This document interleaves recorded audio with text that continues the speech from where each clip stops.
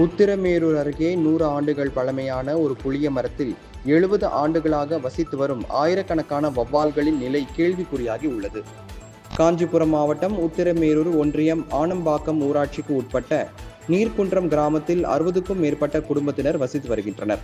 அந்த கிராமத்தில் ஊராட்சி ஒன்றிய தொடக்கப்பள்ளி எதிரில் சுமார் 100 ஆண்டுகள் பழமையான ஒரு புளிய மரம் உள்ளது. அந்த புளிய மரத்தில் 1000க்கும் மேற்பட்ட வௌவால் பறவைகள் கடந்த 70 ஆண்டுகளுக்கும் மேலாக வசித்து வருகின்றன. இதனால் அந்த கிராம மக்கள் பட்டாசு உள்ளிட்ட வெடிகள் வெடிப்பதை தவிர்த்து வந்துள்ளனர். வௌவால்களை தொந்தரவு செய்யும் வகையில் எந்த செயலையும் செய்யாமல் தவிர்த்து வந்தனர். ஆனால் அந்த நிலை இப்போது மாறி வருவதாக கூறப்படுகின்றது.